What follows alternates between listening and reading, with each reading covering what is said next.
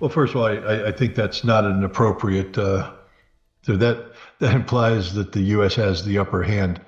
What we're seeing taking place in the Middle East is an act of desperation by Israel and its allies, um, recognizing the dire situation that Israel is confronted with. Let's put this in perspective. In the lead up to this offensive, Israel uh, entered into a ceasefire agreement with Hezbollah.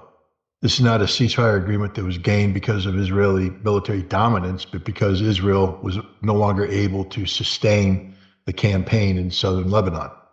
Um, they took advantage of the fact that Hezbollah, which has transitioned from a resistance group to a political party, that Hezbollah was under pressure from within Lebanon to bring about a ceasefire.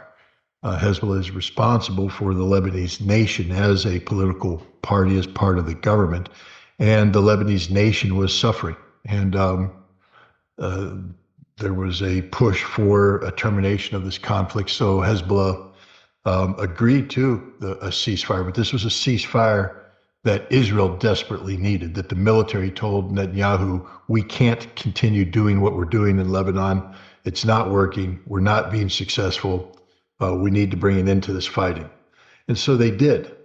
Um, at that juncture, because again, we're looking at Israel, in an act of desperation, Israel made a determination that with Hezbollah sidelined because of a ceasefire, with Iran hesitating to strike Israel. True Promise 3 has been something Iran has been saying it was going to do, and now it said we're not. We're going to wait for the Trump administration. Maybe people in the Israeli government might have perceived that as a sign of weakness.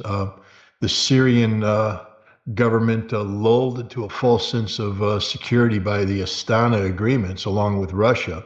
Um, the Israelis turned to their Turkish allies. And notice what I'm saying here, they're Turkish allies. Uh, People might have thought that Turkey was opposed to Israel, given the rhetoric of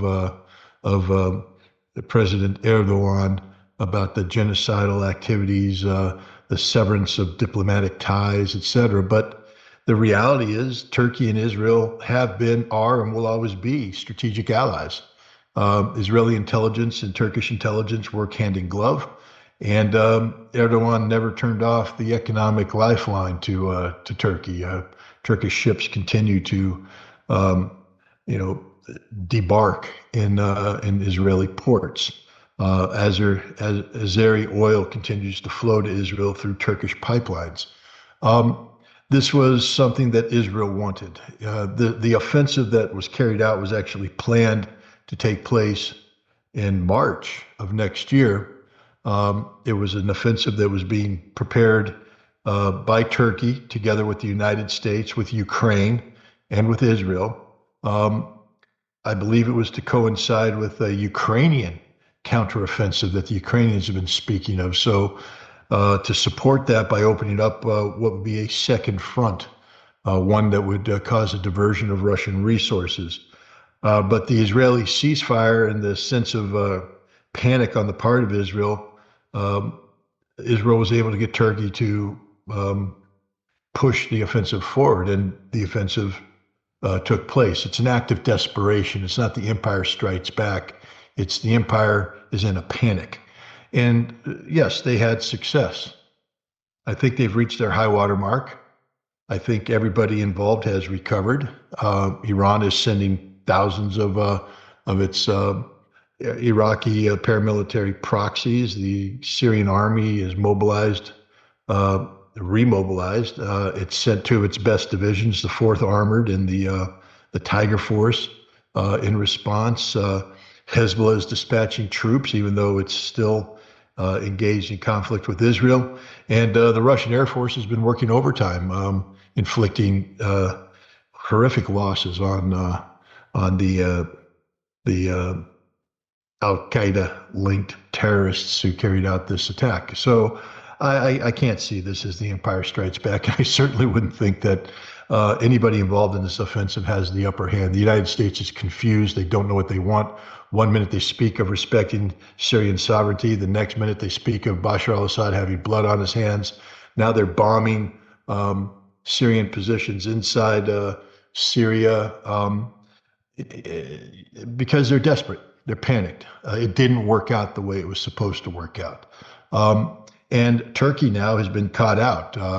It had visions of being this regional superpower, but in order to be a regional superpower, you need to be respected. And right now, nobody respects Turkey. Turkey's reviled in every major capital in the region because they can't be trusted. And Turkey will not recover from this betrayal of Russia, this betrayal of Syria, this betrayal of Iran, all of whom worked with Turkey through the Astana process to bring about the cessation of combat in Idlib. And Turkey has stabbed everybody in the back. So it's a disaster, actually, for the West. Georgia, talk about another Western failure. Georgia Dream will go down in history as one of the most strategic thinking political movements ever. Knowing that the West was seeking to implement a Maidan-like coup d'etat to seize power in Georgia, to impose Western-backed government on Georgia that would lead to a second front against Russia. Georgia Dream has outflanked this movement at every step. They introduced a Foreign Agent Registration Act over a year ago, and then withdrew it once they identified all the parties that objected. It was an intelligence gathering operation. They then regrouped. They made sure they had the numbers. They made sure that all of their supporters were locked in for the long ride, that they had the ability to override a veto from the pro-West president. And then they put the law back out there. And they went step by step, following every constitutionally mandated legal process. Read once, read twice, read 30 times in Parliament, voted, passed, vetoed, overridden. It is now law. And this is a law that strips away the ability of the United States and the European Union to fund political opposition groups in Georgia. And now we had an election. Georgia Dream wasn't supposed to win. But they won handily. There is no corruption. Nobody says nobody can prove there's corruption. Many people say there was, but they have no evidence. And now we see the European Union, the United States, bankrolling a Maidan 2.0 in Tbilisi, and it's failing. It's failing miserably. And the Georgian president has come out in a desperate attempt to retain relevance, says she won't leave because the Georgian parliament is unlawful and illegitimate, but tough for her because the Georgian Supreme Court came back and said, nope, there's nothing wrong with the election. It's good. Parliament stands. You're out. And she will be out. She says she's going to stay. I can guarantee you that she will not be in the presidential palace come 29 December. Georgian Dream has their act together. They are prepared. Look at the genius of their maneuvering. The European Union withholds $100 million. Well, that's 100 million euros. That's 100 million euros that the political opposition parties desperately need. The Georgian government doesn't need this money. And so they're starving their own parties. They alienate the Georgian military by having the United States withdraw its strategic support. And now the Georgian Dream has come and said, we're gonna hold off for 4 years on this European Union membership drive. We're not going to do it for 4 years. And not only that, we're not taking any of your money. So you have no strings on us. It's an absolute disaster for the European Union because it shows that it exposes who they really are and what they really are, especially when it comes to Russia and the near abroad. They are anti-Russian and they aren't pro-democracy. They're pro coup d'etat, pro-violence, pro-chaos. Georgian Dream has done the Georgian people a huge favor. One only has to look at Ukraine and see what the future of Georgia would be should they choose the path of violence. So the empire strikes back. I'd call it the empire stumbles and falls, and Russia's stomping their face in the mud. There's nothing here that's bad for Russia. Nothing here that's bad for Russia. Um, the embarrassment in the Middle East is over. The situation is stabilized, and now Russia is working together with its regional allies to resolve the situation to the detriment of Turkey, the United States, and Israel, who will come out of this looking very bad. In Georgia, what it's doing is guaranteeing that in the next 4 to 5 years, Georgia leaves the Western orbit and becomes part of the Russian orbit. So it's a huge victory for Russia, even if it's not a victory Russia was looking for. It's a victory that was handed to Russia by the incompetence of the West. Well, there's no doubt that HTS has been preparing for this for some time. As I said, this was an offensive that was supposed to take place in March of next year. They've received equipment from Turkey. Ukrainian forces have come in and trained them on modern drone operations. You see the rebels making very effective use of first-person view suicide drones. This is a very capable force. But their success is dependent on surprise, and the surprise is over. And now we're going to find out that they cannot fight and sustain high-intensity conflict, that they can't absorb the casualties they're absorbing. Russia is in the process of destroying their logistics and their command and control, striking targets in Idlib that is making it impossible for them to sustain this. Soon you'll see these forces wither on the front as they run out of equipment, run out of manpower, and there's nobody to replace them, and they'll be compelled to retreat, and they will ultimately be destroyed. That's it. The Syrian army, people tend to forget that it had largely demobilized, and so what the Syrian army did is, rather than bunker down and dig in and fight for Aleppo and destroying the city in the process, they withdrew, trying to preserve as much manpower as possible. They fell back. They've solidified their lines. Reinforcements have arrived, and I view what HTS has done is, from an American perspective, is Pickett's charge in the Battle of Gettysburg. It's the high water mark. That's as far as you're going to get. You're going to make it to the wooden barricade. You raise the flag, wave the flag, and then a volley of rifle fire will gun you down. A bayonet charge will push you back, and that's as far as you're getting. From now on, it will be retreat, retreat, retreat. And that's the reality of it. They don't have heavy forces. They're not able to sustain this.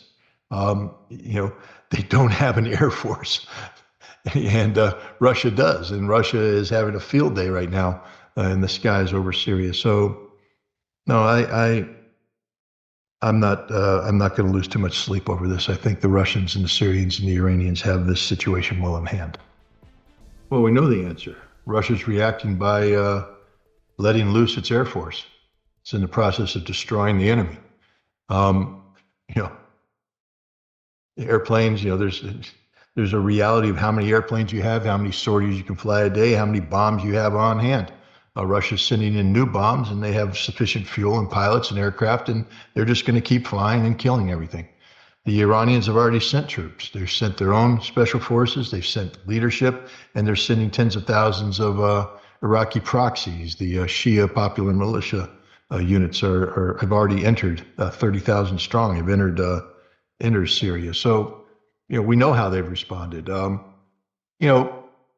People tend to forget that the reason why there was stability, it was because of the Astana Agreement. But the Astana Agreement, created a reality called Idlib, which was a cancer. In many ways, what's happened here has been liberating. Just like with Russia in the Donbass, as long as you had Minsk in play and people were pretending to go with Minsk, the Minsk agreement, you had this cancer, which was this unresolved situation in the Donbass. But now, people would say, well, Russia was put into a corner. Well, Russia's solved that problem. There is no more cancer in Donbass.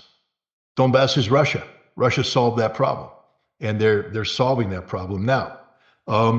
Idlib will be no more. This has actually freed up Russia, Iran, and Syria to solve a problem that they couldn't solve because of political agreements.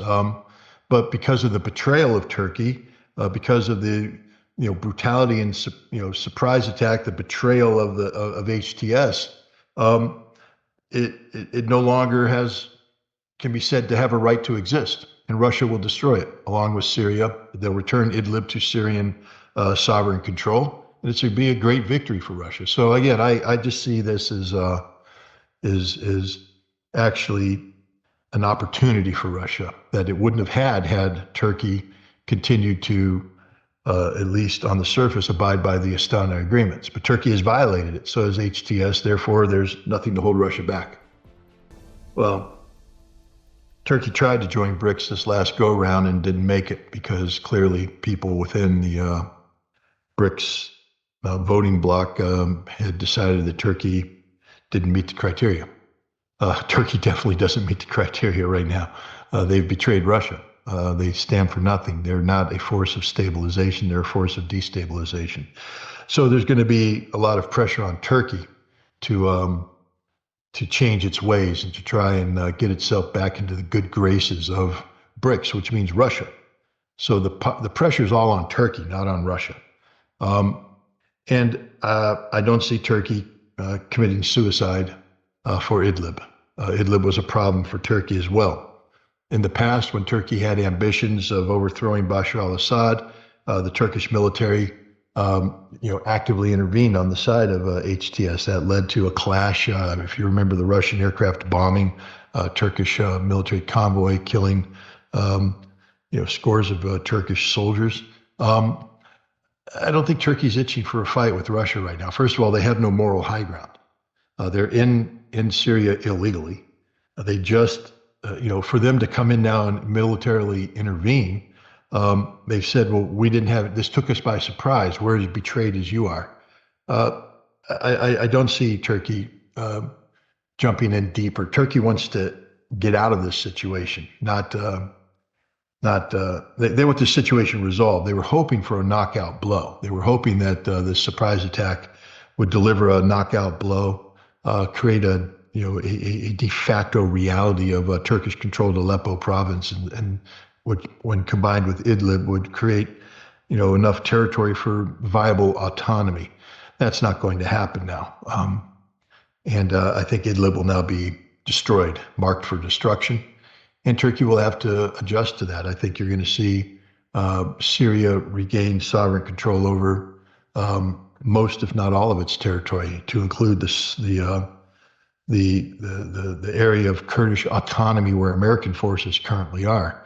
Trump has indicated that he wants to withdraw from Syria, and this will just give him more reason to withdraw. So, I think Turkey made a strategic mistake, and I see Russia, Iran, and Syria in the long term benefiting from this. There's no doubt in my mind that this was the plan of those who implemented this offensive, that Russia would be distracted and not able to dedicate the resources. Understand, Russia hasn't sent any new resources to the region. They're using aircraft on hand. Drones, I mean, there's no reason to divert drones. The drone units that are involved, I mean, what drones are we talking about? The tactical drones, they're down at the battalion, brigade level. The Army drones, the Orlans and others that are providing support there, they belong to those units. They're not assets to be plugged and unplugged. And there's been no diversion of these drones to Syria. The geranium, the Iran, they haven't been diverted. What drone diversion has there been to Syria? Right now, the Russian Air Force is flying. Russia had 30 plus aircraft at their air base there, and these airplanes are flying nonstop. They may get reinforced by, maybe another squadron's worth of aircraft, but there's been no meaningful diversion of resources. They sent a general, they sent, some more bombs, but on the battlefield in Ukraine, the Russian army keeps advancing, and they're using drones on the battlefield. There's been I don't know, this is just propaganda. This is 100% propaganda. There's no evidence whatsoever that Russian operations, on the line of contact, either in Kursk, in Kharkov, or in the Donbass, have suffered because of the Syrian, crisis. Hello guys, welcome back to my channel. I'm back with another new video. In this video, Scott Ritter has discussed transformation roles in Israel and just right. In this video, Scott Ritter has discussed briefly around Israel-Iran war. And also he described about Russia and Putin roles in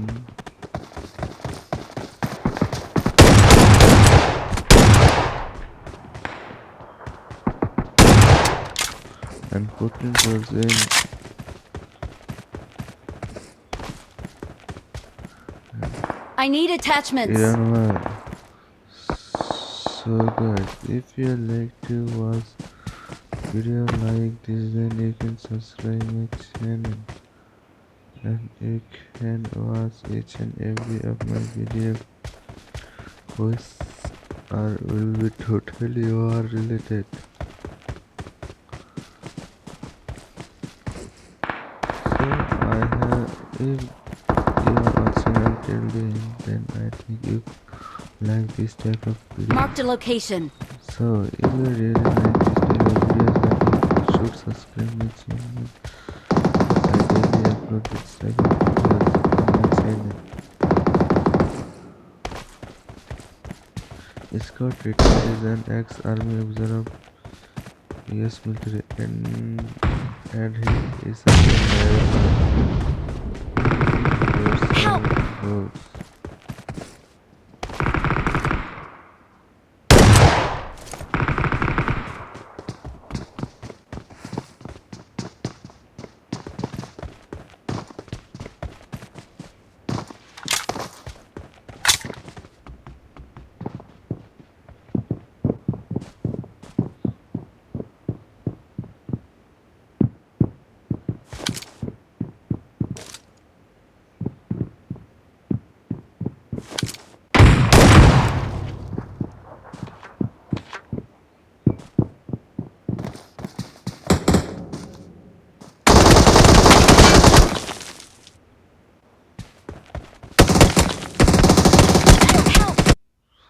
Thank you guys who are still watching. Thank you guys. I'll be back with another video next time.